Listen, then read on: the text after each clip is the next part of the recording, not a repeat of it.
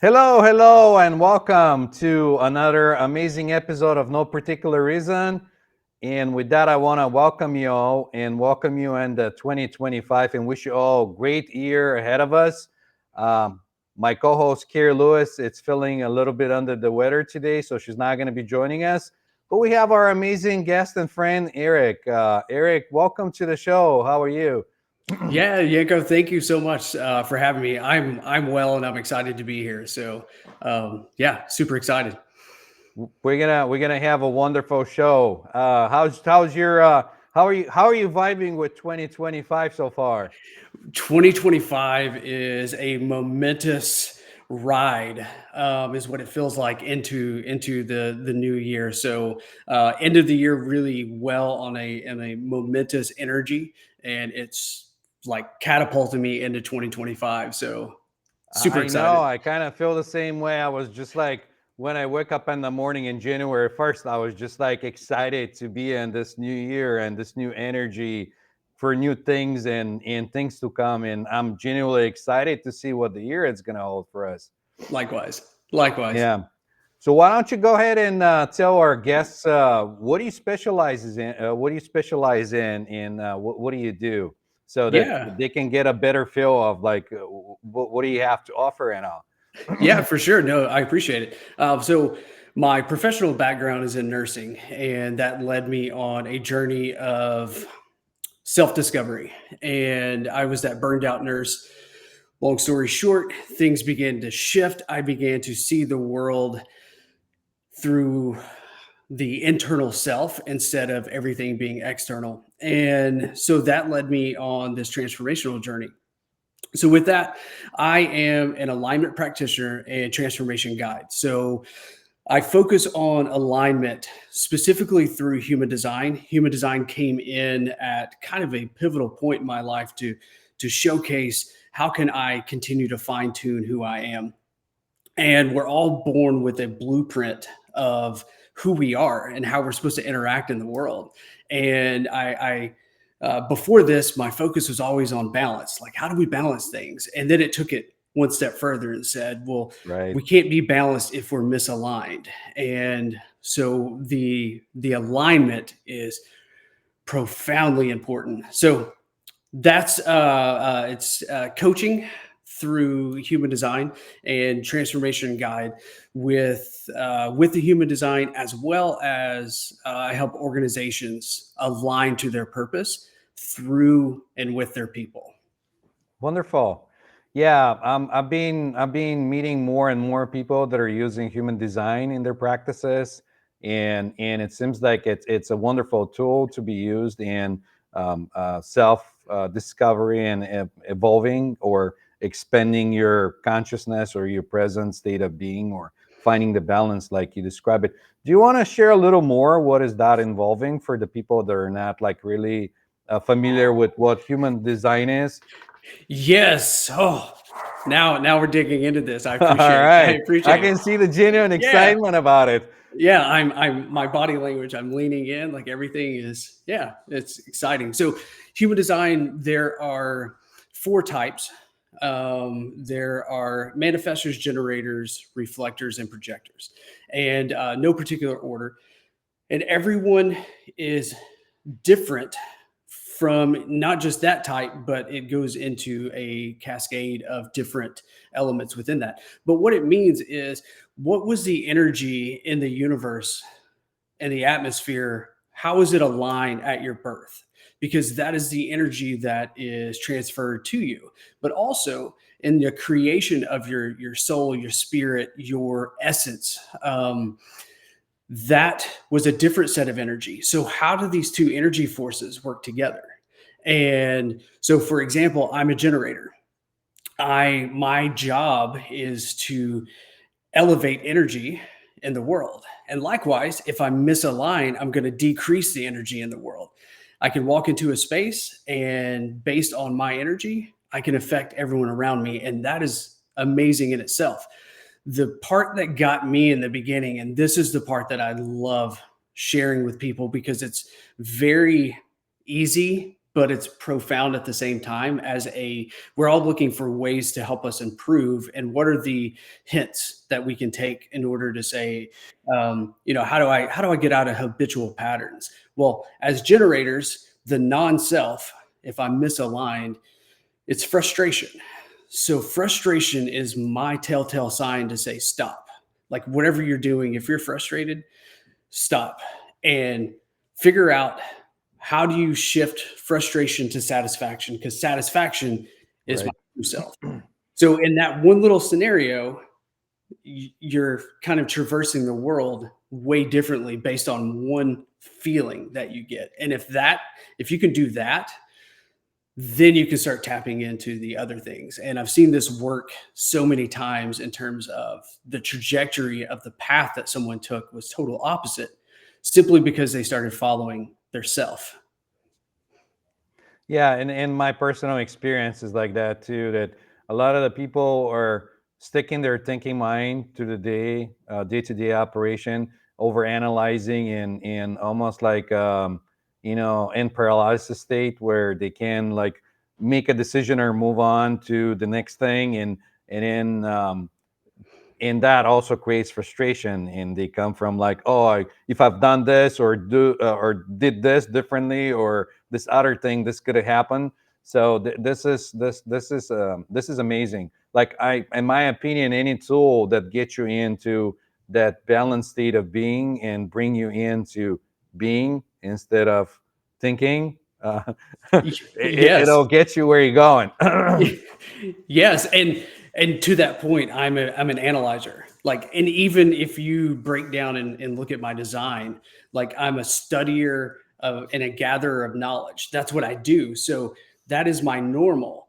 So I need these tools to shift me out of my Yeah, mind and into to my heart of, to get you you in the know, heart. Yeah. yeah, let me feel everything instead of over analyzing all this thing. Because if I feel it, then I can analyze the feeling. And that's how I operate in terms of law of attraction and creating what I need. But it starts with the feeling, and it's Yeah. identifying that. Yeah. Yeah. So, and also my experience is that a lot of people are disconnected with their feelings too, though, because they don't want to feel anything, and because of that, they're disconnected from mind, heart, and not be able to feel, because like if you're able to feel, then your mind will say, well, this is the way to go, but then you feel like, this is not quite right. Like it Yeah. doesn't feel right. Like I don't know, you know what I mean? Oh, And so 100%. yeah, and so the disconnect happens there, for what I've observed, and and I won't say that it's more to one type of people or other type of people. I think people are just generally different, because the way we're uprooted, like you come in this world and you have no record of who you are or Mhm. anything, and you start new, and your parents give you your name, they say you're so and so, they teach you a language, then you learn how to speak it, and then everybody else around starts to program you, and then at one point you become more analytical, or maybe your sense of, how would I say that, um, or your survivor instinct kicks in Mhm. to preserve you, and so you constantly run from scared, being hurt or whatever, and not wanting to be in touch with those feelings. So that's great. Absolutely. And to even expand a little more on that is, Please do. That's yeah. why we're here. I'm genuinely excited to learn more and share more with our audience. So this is kind of a twofold, not an answer because there wasn't a question, but a twofold kind of progression here. One is, so I'm an emotional generator. So I lead through emotions. Interesting part about my story is through that burnout, there was a feeling where I felt zero emotions. And the only emotion that I thought I felt was anger, turns out was sadness, exhibited it as anger. But think about this in terms of me and my design, because I am an emotional being, unable to feel emotions. Well, how in the Right. world can I tap into my essence and my value if I'm not leading with the one thing that I am.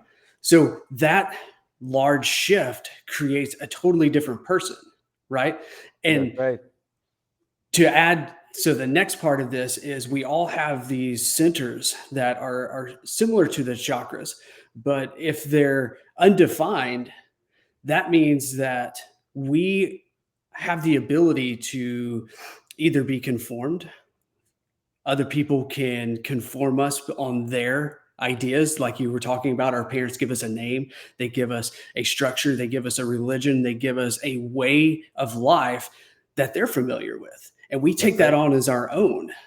And if that's hitting, for example, my undefined throat center, then I'm speaking the truth of other people and it's not my truth.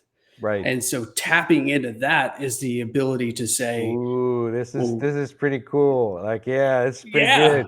Yeah, Yeah. so it can be used as huge benefit when we're aligned with who we are, or it can be used to hold us back, hold us down if we're misaligned. That's right. Because to me, speaking your truth, it's more important than anything else. Because being your authentic self that you're supposed to be, it's why you're here. Because like we're not supposed to be all equal and the same and have the same understanding, and then life will be just like colorless. There will be like nothing to it. There will be Mhm. no aliveness. There won't be no sparkle or anything. Right. So It'll be boring, that boring. yes, yeah. So that was kind of a aha moment that came to me through my own practices and things that I was going to like that.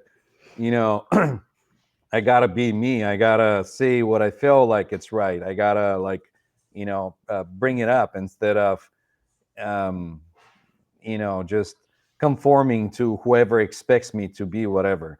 Because Mhm. like anyway, in my personal opinion, everyone has their own reality that they live in, and they see everyone or every other person through their own lens, and they perceive him whatever way their experiences tell them. Like they're putting a glasses on, and they see it, and they say, "Oh, you're so and so," but that's not who you are. Yeah. So if you get past that understanding that you're not a one thing. You're constantly thinking, changing, and evolving, and you're doing like what you do or what you think does not define you. Mhm. Because like if I'm driving the car, does that make me a chauffeur or driver? Or if I'm cooking food, like in 5 minutes I might be prepping a meal. Like, am I a cook then, or you know Right. what I mean? Like now we're doing the show. Am I a showman then, or what's going on? Like I can't conform myself to one thing. What do you think about that? I love that because we tend to put titles and labels on things, and once we do, it confines us to that one aspect. And to your point, we're a Right. multi-dimensional, like multi-task, multi-facet creature, right? And Mm, what's coming to mind is Lao Tzu, who said that which can be named is no longer the Tao. Like right. it's once you give it a name, you take away its power. So I love it. when Yes. I am Eric, when you are Yanko, Right. like in everything that you do, that's who you are. You're just doing different tidbits. Like Right. you're preparing a meal with the energy of you. Right. Doesn't have to be a cook, doesn't it? Can be if that brings joy and that's part of who you are and that's what you want, but it doesn't have to be. Right.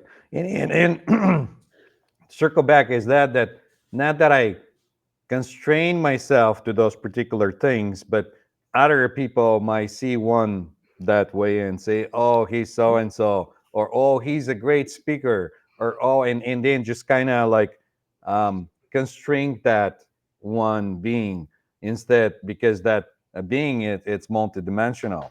Um, Right. because if we go even like a step further, which might be shocking for some people, that time and space do not exist.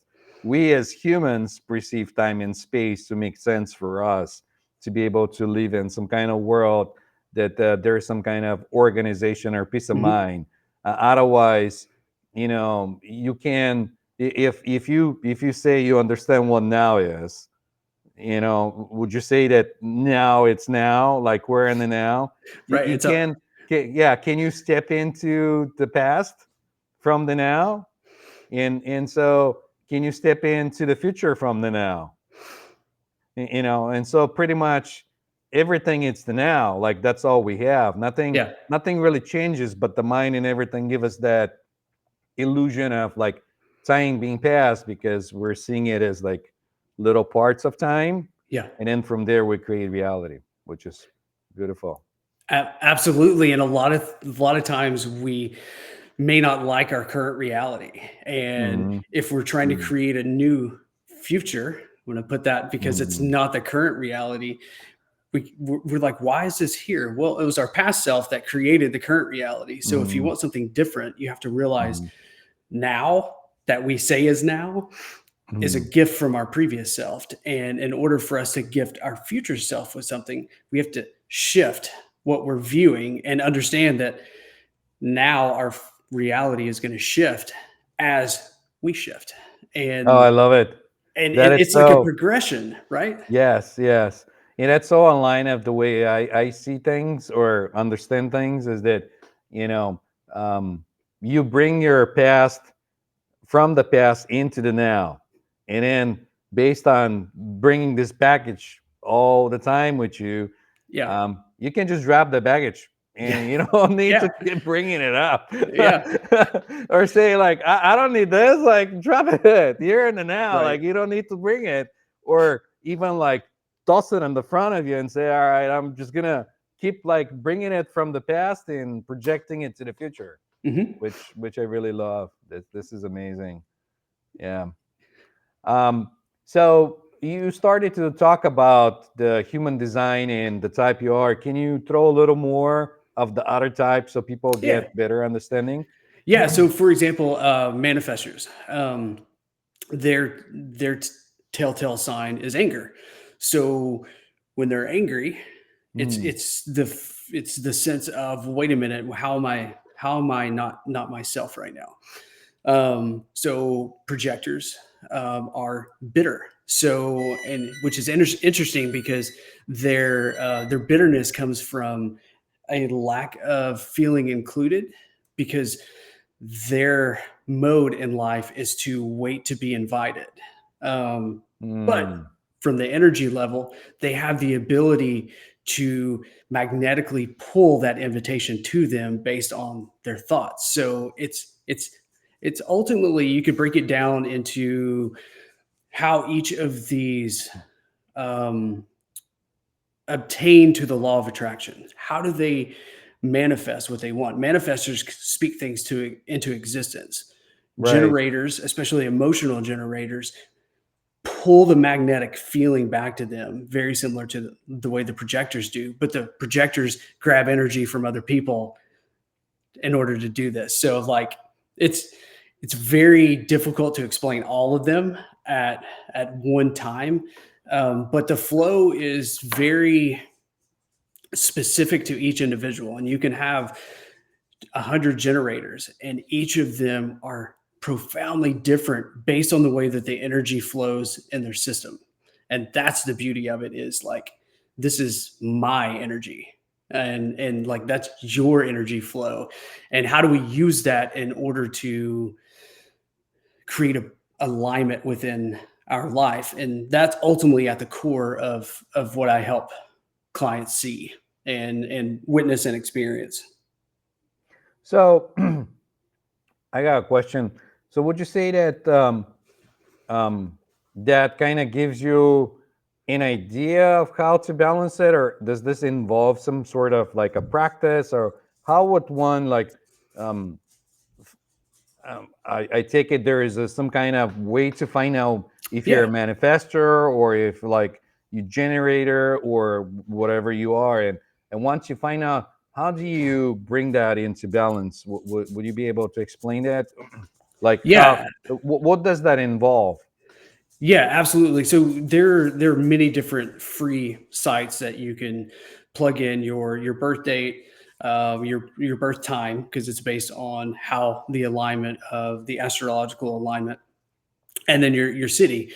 And The city is simply to make sure that they're in the right time zone when they're creating Right. this. So you can do that, and it'll tell you your type, your strategy, and it'll give you information. It's the basic information of who you are and how you interact in the world. You can then take that and Google like each section and teach yourself if you want. You will follow rabbit hole after rabbit hole after rabbit hole because it keeps expanding. It's almost like when you understand I'm a generator. Okay, now what? And then it's the next, and it's deeper and deeper and deeper. So you can identify that you're a generator, that your strategy is, for example, like generator strategy is to respond, not react. Mhm. So if you propose something to me, my first practice in life, now that I know this information, I will say, oh, I'll get back to you. I am not to react to this because, especially from the emotional, because there's emotional generators and there's Right. non emotionals. I'm going to be like, oh my God, this is the greatest thing in the world. Yes, let's do it. And then tomorrow, when my emotions level back out, I'll be like, what the heck did I sign up for? Right. Right. On the flip side, if I'm like, you totally disengage me and I'm like, there's no way I'm doing that. No thanks. Well, if I wait tomorrow, be like, wait a minute, this actually aligns to the strategic goals. And now I can analyze based on the feelings and how everything worked together. So that's a tidbit on the first thing I can do as learning I'm a generator is learn to respond instead of react. Mm. Um, and so there's little bitty tidbits of information such as that you can easily, I say easily, it's easy in concept. It's difficult to shift a habitual pattern, right? Because I know. if And you're used to this going with is, your yeah. gut, then it's going to be difficult to say, I'll get back to you. But once you do it, you feel like you've gained your power back. And you're like, wait a minute, I I didn't let go of my power so easily. And now I still have choice. I still have power. And This is so good. I was just gonna say that a lot of the people, well, not a lot, maybe this is my own lens, but some people feel powerless, mhm, and so to be able to have that kind of tool give them that sense of power because now they're in charge. Now they're taking the decisions. mhm, Now they're not longer going in the flow or just like being bumped from the one side to the other side, which on the other end it's not a bad thing, again, to my experience, because that'll bring us back to the wu way of like doing without doing, which is the yep. other side. Oh, But to yeah. get to that side, you gotta move from the one side and shift your Mhm, thinking, mind, and everything. So this is so good that allows people to take it to the next level. And I want to make a side comment for our viewers or listeners that will watch the replay, that in my experience, when you're in emotion, then all logic gets out of the window. Like mhm, emotion always override logic. So it's a good thing to have this sort of instrument in your toolbox to be able to kind of step back and not run when you're emotional or react based on your emotion in the moment, mhm. because that overrides the logic and leaves you no choice of being able to do that heart mind coherence or balance. Absolutely. Absolutely. 100% agree with that. And yeah, I have nothing to add to that. That's perfect. And ultimately, actually, I do have something to add to that. So the power loss is huge because a lot of times Mm, that's conformed into us, right? yes. It's not Yeah. us. We Right. we have this energy that flows through us, and even if we're non-generators, we get the energy of the outside world that flows through us, and there's a particular pattern that it flows. Well, that's our power. And like we're all here to do something great Mm, and according to what we're our plan, our outline, and the things that we have control over. Sometimes we feel mm, powerless because we're putting attempting to put power in something that is out of our control. Well, what can you control? And that Right. things that I can control is I can close my eyes and I can go within every single time. Like I Wonderful. control I me. love that. Yeah, I love that. That I understand the thing the same way you are, um, because at the beginning, or let's say a couple of years back, before I started to work on myself and work with people, that I had that illusion that I can control things, which I can't. Right. And that's an illusion to extend, because everything outside you can control. All you can do is control yourself. um, but funny thing happens when you do that. When you change yourself and flip inside, then the mirror effect happens and everything changes outside. Would you Yes. say the same, or what is your experience? Yes, my first introduction to that is the if you don't like the way you're looking at things, change the way you look at them, and the things you look at will change. And ultimately, that is shifting your interpretation of what you're seeing, and all of a sudden, that mirror effect happens, and then it shifts Mm, 100% because it's almost like you're seeing the world through a different lens. And mm, for example, the beginning of my journey began with my wife grabbing me before I went to work one night, gave me a hug and said, "Hey, tonight look for something good because it's there." And what she did was say, "You've been seeing the world through opposition and through a victimization mentality of it's out to get you, but there's goodness there. Find it because it's there. You just have to look for it." And when you do that, all of a sudden you're like, there's another side to this mirror, right? that's And right. it's almost like the mirror turns around and you're like, oh, there's the goodness. And you see it everywhere.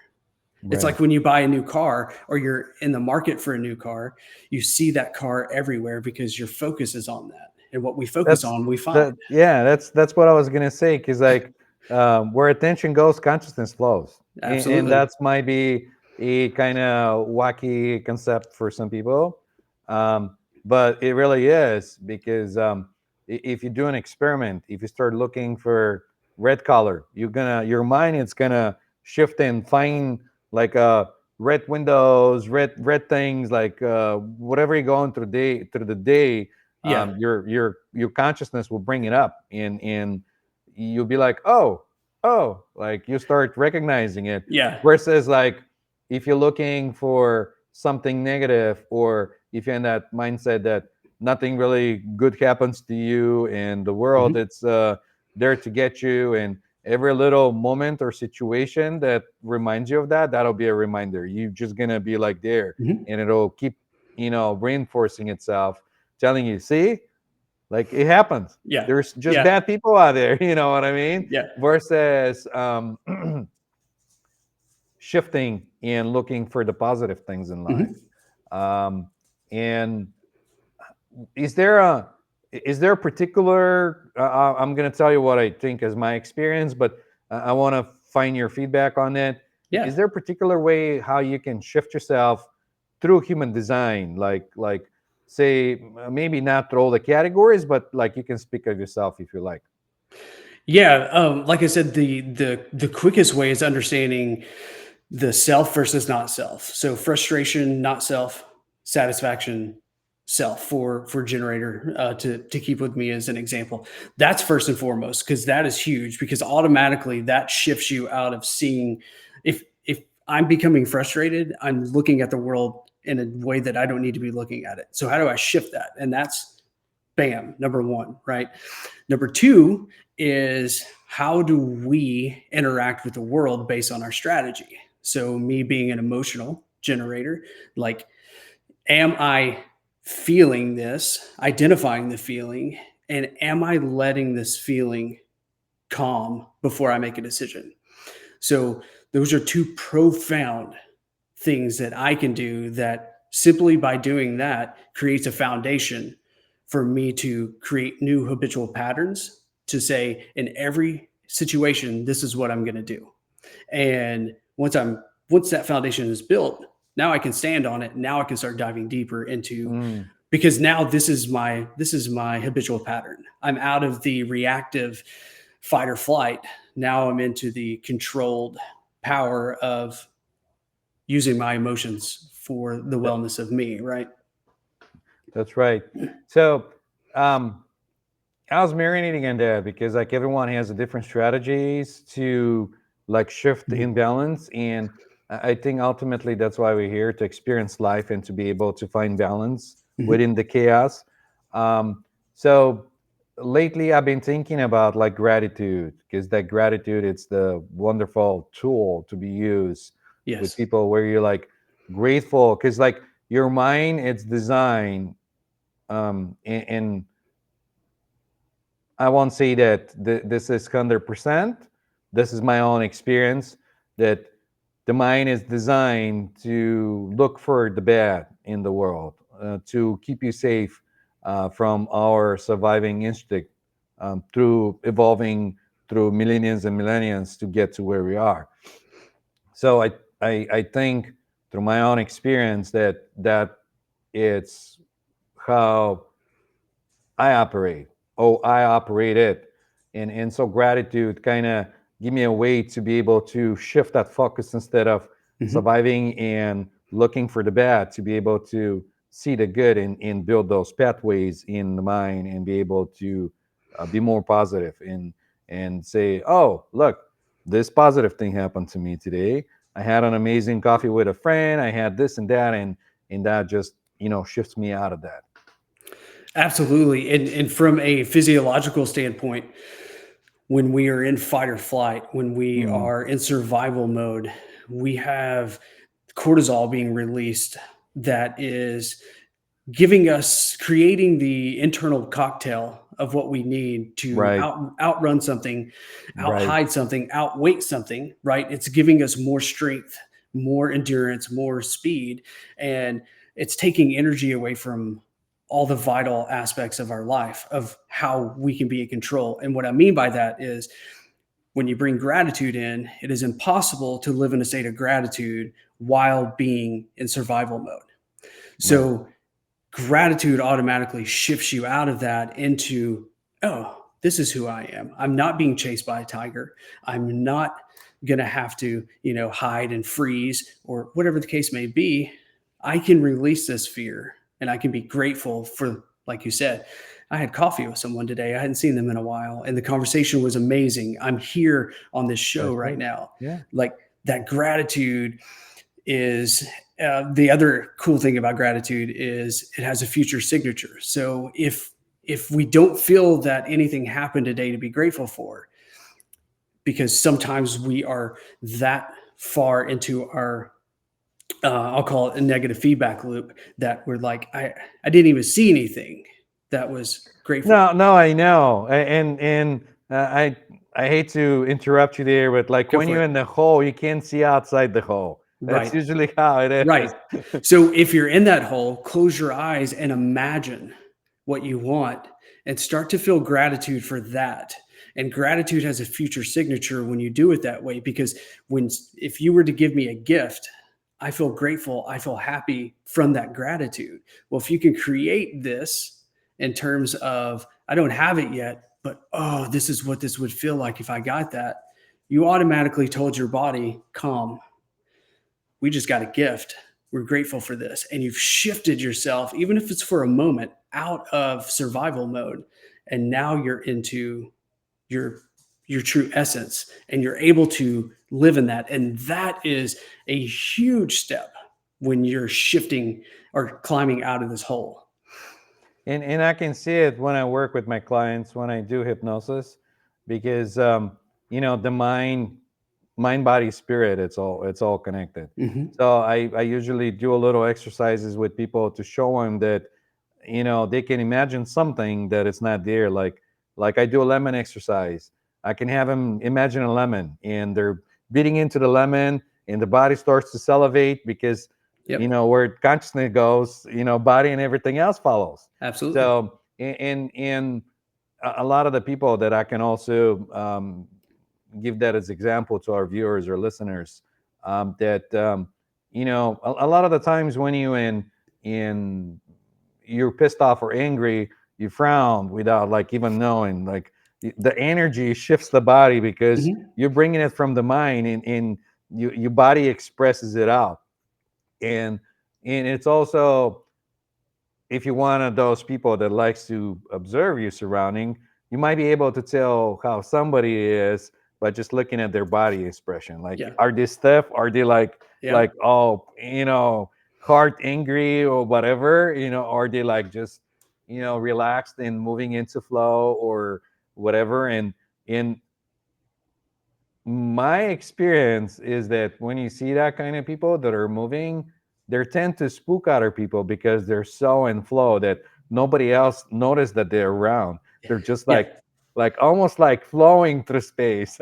Yeah. Yeah. They're being water and flowing where they need to flow. Right. So I want to shift back to something you were speaking of earlier, which I found fascinating and interesting. You're speaking of energy. Would you say that like our bodies are like antennas, and like and to one point I would say that our emotions are not our emotions. They're just expression of whatever our consciousness does, and in the body embeds it. But would you say that our bodies are also antennas that or in flow and shifting energy that comes through, like say you're moving to one place, and in an example I can give is just like a radio station. You have the Mhm. antenna that projects the signals, and then you tune your radio and you get to the frequency or the radio station you want to listen to. would, Mhm. would you elaborate a little bit? Yeah. Because Yeah. you were talking about like, oh, you're wasting energy if you're in anger and this, and like how is that? um and I know what I'm gonna say, but I want to see your like what are you gonna say about that? Yeah, for sure. So I see emotions as energy in motion. Mm, So our emotions carry us in the direction that we want to go. So I will start there.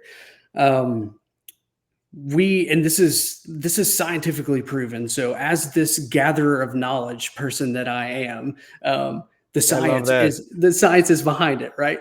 And so if you get an EEG, for an example, Uh you're huh. measuring electrical activities coming from your brain. So those are Hmm. thoughts going out, right?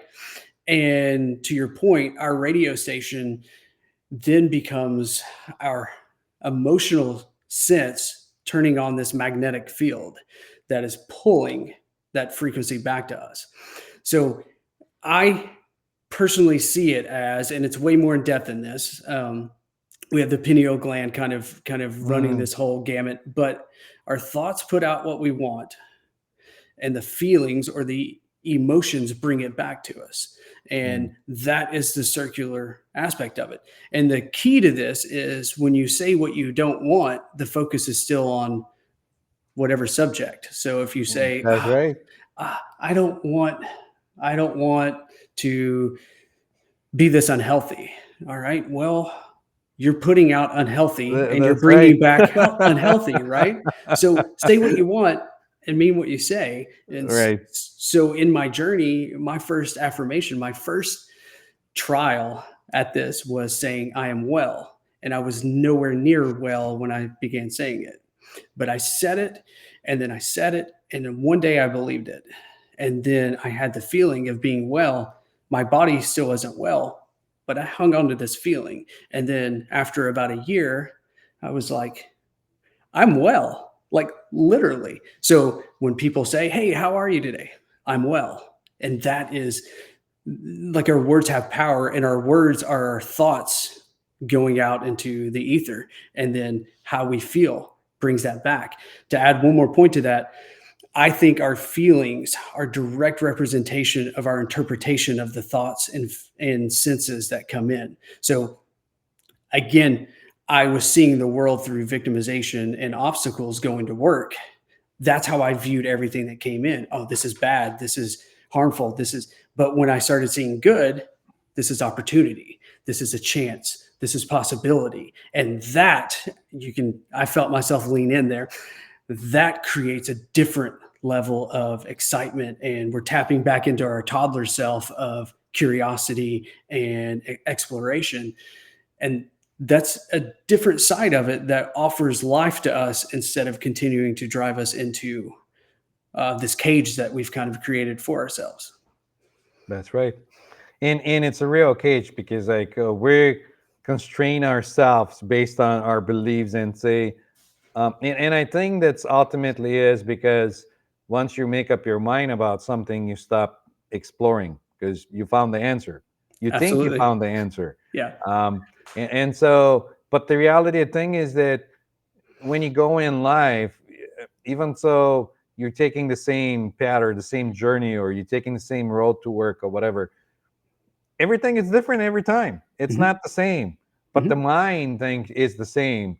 So the mind doesn't like look for anything new or anything exciting. It's just like, okay, go, go, go. Let's get to here to Yeah. there, and Yep. call it a day. And ultimately, I think that's most of the stuff that happens when you or when one constrain itself and say, all right, I think I know the answer.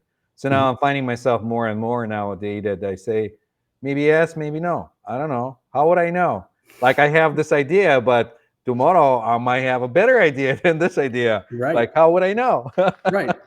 Yeah. Yeah. That continuous exploration of curiosity, or Yeah, continuous exploration through curiosity is it, and it's no different. So I call this the toddler approach. It's no different than we were as toddlers that's what made me think about it. learning Yeah, everything, right? yeah, Is walking. And here's the other thing. Here's how people in culture. So I believe within my soul and in my bones the idea of Ubuntu, the I am because we are.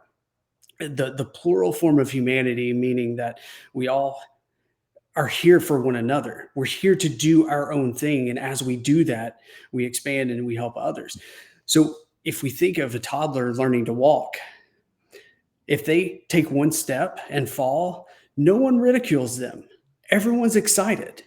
This this human being did something that they've never done before.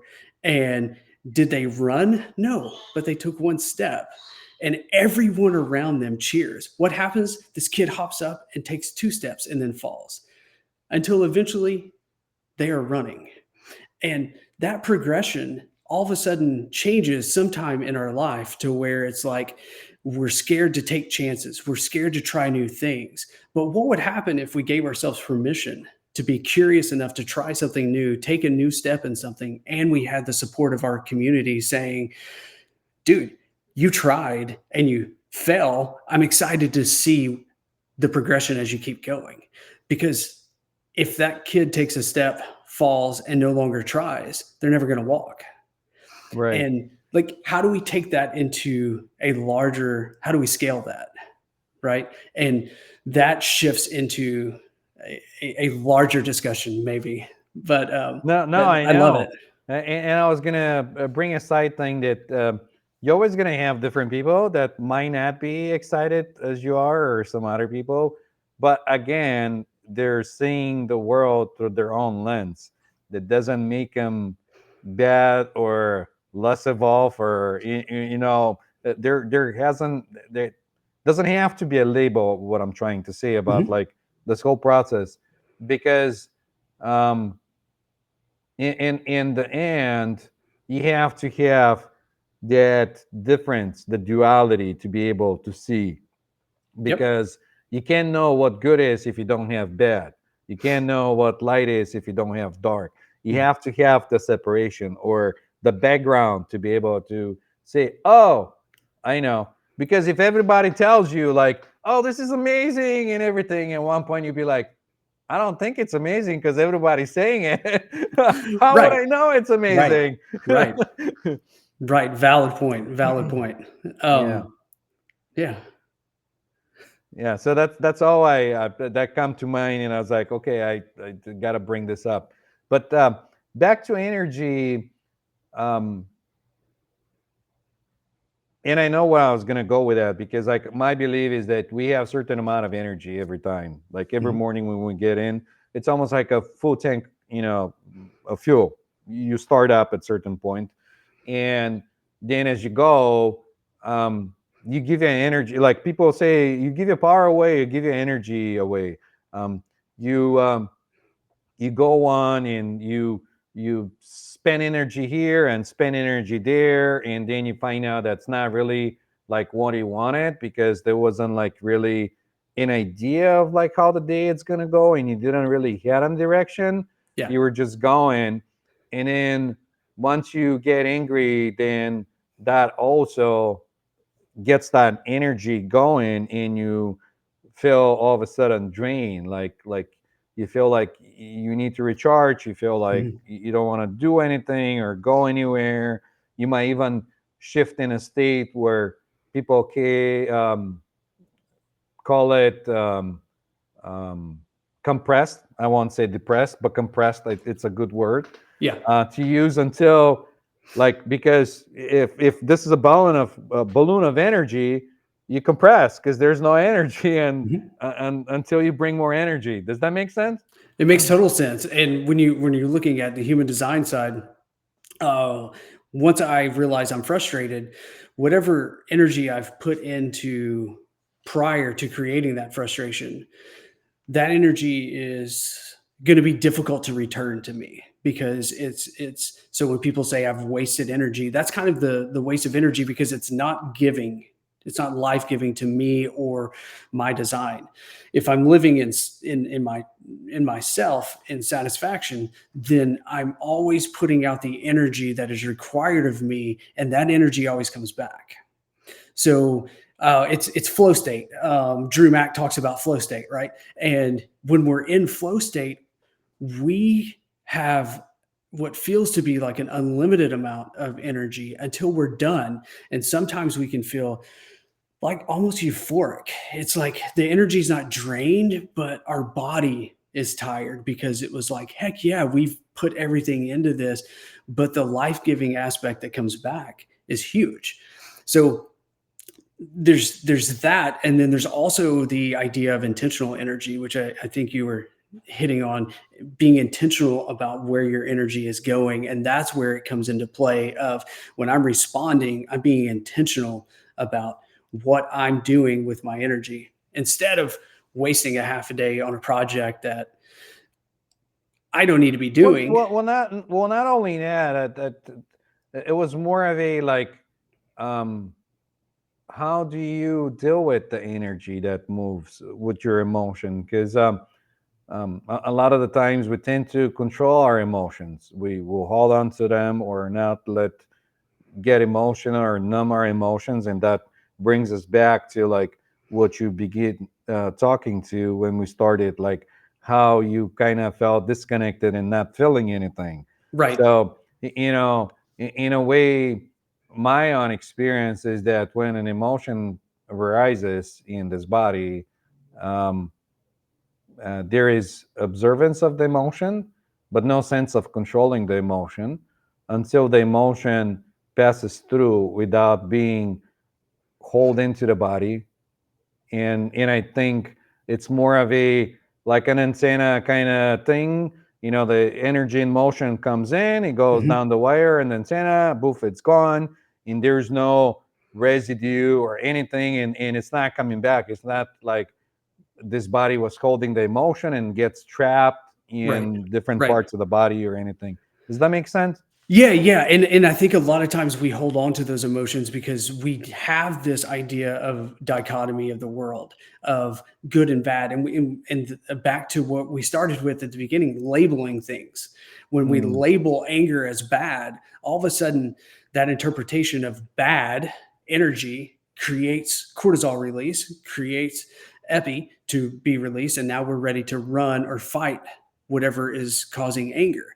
Well, instead, if we, because no emotion is good or bad, it just is, and it's a that's right. signal, it's a signal to say this is causing something in you. And this personally is probably the hardest part of myself, is recognizing and not labeling and just saying, oh, I feel angry right now, like sit with that, right? And let it flow. If you breathe, here's an interesting fact. If you have a cortisol release and you do nothing but sit and breathe, don't interact with anyone, close your eyes, breathe, in less than a minute, that cortisol is gone. So you no longer have this survival, fight or flight feeling, this adrenaline rush. It's gone. But we tend to have it for 2 days straight. Why? Because we keep thinking about it and we keep releasing more cortisol, more cortisol, more cortisol because it's bad, bad, bad, bad, bad. Well, if we just let it be, no, that caused an emotional reaction in me. Interesting. And be the observer and don't let that energy take you in motion. Don't follow that emotion. It releases, and then you still have your power because you still have your energy because you didn't go fight something or run away from Right. something, or right. And that's retention of energy. I'll call it that. And that makes me think of like the inner conflict that a lot of the people experience. Like me personally, like there are inner conflicts that are coming in, and there's like an inner struggle, like, oh, this is that and this Mhm. other thing or whatever. But I think it's different for everyone. Absolutely. And I think it's different for everyone based on experiences, based on previous traumas, based on their internal reality of how they perceived those memories. Because we have these preconceived ideas of a memory of like this momentous thing that happened, but we Mm, tend to forget about all the other things that happened to lead up to that. So our memories aren't 100% correct. It's just the way that we perceive them, and which creates that emotional reaction. So allowing ourselves permission to simply be and understand that those had to happen in order for us to become who we needed to be. It's not good or bad. It is. And it's part of the story. And that, I 100% agree, is different for everyone because everyone has different stories. That's what makes us unique. That's what brings us different perspectives. But it's also the aspects that help us learn and grow. And it's the curriculum that we signed up for when we came here to say, I need to learn self-reliance, or I need to learn like emotion control, right? Or management, emotional management. And okay, are you sure? Because here you go. You're going to get to there you practice and go. practice Knock and yourself practice. up. Exactly. You ask for it. And then one I day you're going to know. get it. And then I know, because, and that's a hard concept for a lot of people to understand, that, because they say, "You're telling me I sign up for this? There's no way I sign up for this." Like, but you yeah, don't remember. yeah. And I see that a lot when I take people to past lives or lives between lives with hypnosis, Mhm. and they have that like aha moment, because like they see the same pattern in the previous life, in the life before, in the life before, and they go like, oh, now I see why this is happening now. Yeah. Like there is like, but before that, there's like, oh, um, you telling me I sign up for this? No way. Like I must be crazy, or something's wrong with me, or that can't be right. Yeah. And yeah. Yeah. And it's patterns. And I think our job is to continue honing into the skills needed in order for us to overcome those and then begin to teach others, because Mm. we're not the only ones here to learn that. So how do we help one another? We're all in the same river, just some of us are a little farther ahead than the others, right? And how do we help one another traverse along this journey? And I think that's the beauty of it. I see it a little bit different. I see it all as oneness, and I see that different variations of the one. And that's my personal experience. That everything is one, and then you're just interacting with yourself to Mhm. kind of get to know yourself, to like understand of like, okay, am I really showing up this way today?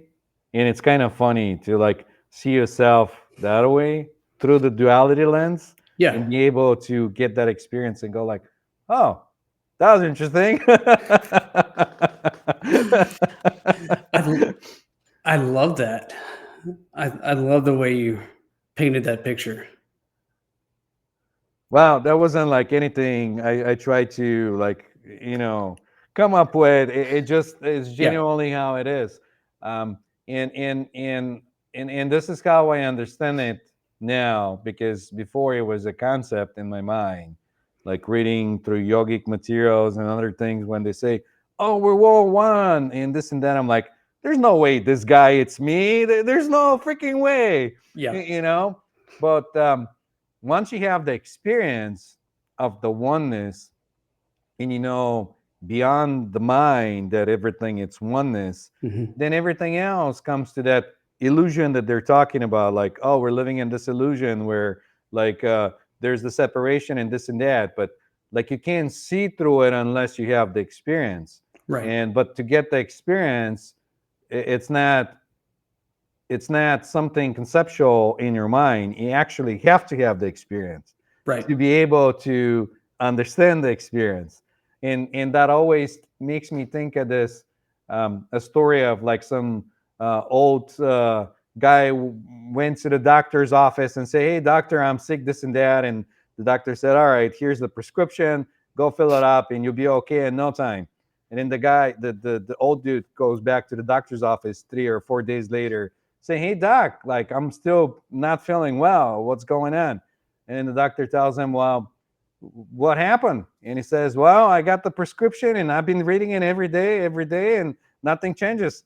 And the doctor tells him, well, you have to fill the prescription, take the action, not just read the freaking thing, Yeah. get to the next step. Yeah. And in that whole thing, it's like that story, it keeps coming in my mind that you got to get the experience, not just mentally, like mental gymnastics to understand and get it, and then it'll be different, and it'll just be like totally different experience. Yep. I call this the bicycle paradox because if you have never ridden a bicycle and you watch someone ride a bicycle, you're like, I know how to do that because conceptually you know how to do that. You know Mhm. how you can see how it works. But Right. the moment you hop on that bicycle, you're going to quickly learn you have no idea how to actually ride this bicycle until you ride it, and then eventually it becomes part of nature, like your human nature. And Joe Dispenza says it this way, very simple: is you must go from thinking to doing to being, and it's That's in right. the doing that you can become the being. And that, I think, illustrates 100% of what you said. That is beautifully stated in terms of conceptualizing things and then us physically doing it in order to gain an understanding. So thank you for sharing that. Oh, wonderful, thank you. Am I going to use the bicycle, the bike example going forward? That's Oh, a great example too. yeah, I love it. yeah. Please use it. So, Please use it. so as we come to an hour and to the end of our show, what was the one thing you want to leave our audience with? Oh, know that you have the power to be who you are in any moment of any time. And when you are operating in true alignment, like you are a gift to and for humanity. So tap into that and uh, be you. And that's what I would leave you with is simply and profoundly be you and let the world relish in you. I love it. Wonderful. Well, I want to thank you all for sticking with us, being in the show, or for the people that watch us on the replay. Please, get in touch with us if you have any questions. Get in touch with Eric. We're gonna have his info on the description on most of the videos that are going in the social media, my social media, or Kerri's social media. Get in touch, ask questions, and we're grateful for your being and presence and your follows, likes, and comments.